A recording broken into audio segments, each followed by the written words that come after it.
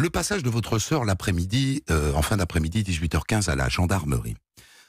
Étonnante revendication d'être entendue 2 jours avant le rendez-vous qui lui est fixé le samedi suivant. Et étonnante demande quand elle dit « Je voudrais que vous me mettiez sur écoute ». Comment est-ce que vous comprenez cette demande de votre sœur? Elle a peur? Elle a peur, au départ, elle a peur.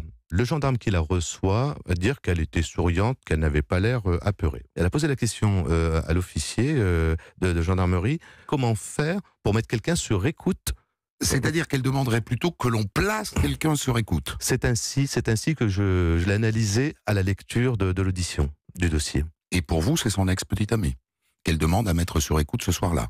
C'est comme ça que vous entendez les choses. Lui et d'autres. Lui et d'autres. Donc, ce qui est le plus important, et aujourd'hui, ça ne nous a pas sauté aux yeux parce qu'on n'est pas non plus des professionnels d'analyse de crime, mais c'est qu'elle voulait être, du moins, soit elle mise sur écoute, ou soit que quelqu'un soit mis sur écoute.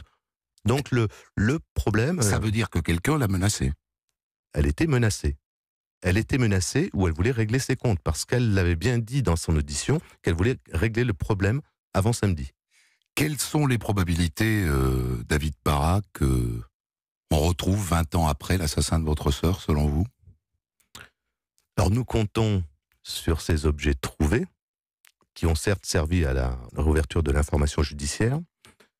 Nous comptons et nous faisons confiance, on n'a jamais baissé les bras, mais là, avec toutes les investigations qui sont faites, et les enquêteurs m'ont-ils dit, beaucoup de pouvoir aujourd'hui pour investiguer, avec le logiciel notamment Anacrime, qui est un logiciel très important. Donc tout le dossier d'enquête a été rentré dans Anacrime, qui est le logiciel qui aujourd'hui permet de résoudre beaucoup d'enquêtes, parce que il retrouve des correspondances que le cerveau humain ne trouve pas toujours, quoi. À votre connaissance, il y a quelqu'un dans le viseur actuellement de l'enquête préliminaire de gendarmerie? Il y a plusieurs personnes dans le viseur.